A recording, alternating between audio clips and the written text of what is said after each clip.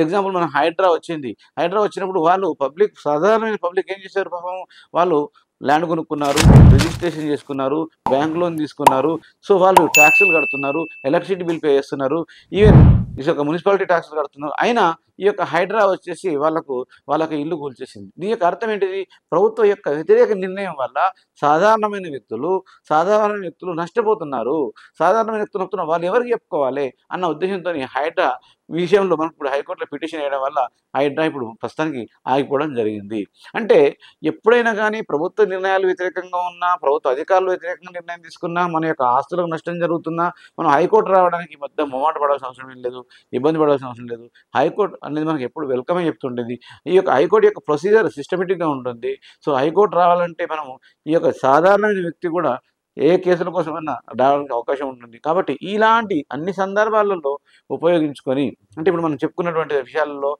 Appeals petitions కావచ్చు, తర్వాత ఆస్తుల తగాదాలు కావచ్చు, లేదా లేదా ఈ యొక్క వివాహ సంబంధాల గురించి గానీ, లేదా విడాకుల గురించి గానీ, లేదా ఇలాంటి వాటి గురించి గానీ, లేదా మనం ఈ యొక్క పిల్ గురించి గానీ, సో, ఇట్లా ఏ పిటిషన్స్ అయినా గానీ పబ్లిక్ హక్కులకు భంగం కలిగినప్పుడు కానీ, ఇలాంటి సందర్భంలో ఇబ్బందైనప్పుడు హైకోర్టు మనం సంప్రదించే అవకాశం ఉంటుంది.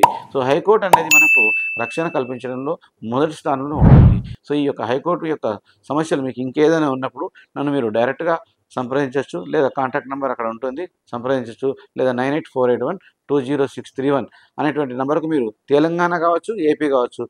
ఏపీ హైకోర్టులో కూడా నా యొక్క ప్రాక్టీస్ నడుస్తుంది. సో, మీరు తప్పకుండా మా యొక్క సర్వీస్‌ని ఉపయోగించుకోవచ్చు. కోర్ట్ అవర్స్‌లో కాకుండా సాయంత్రం పూట కాల్ చేసి సంప్రదించండి. Thank you.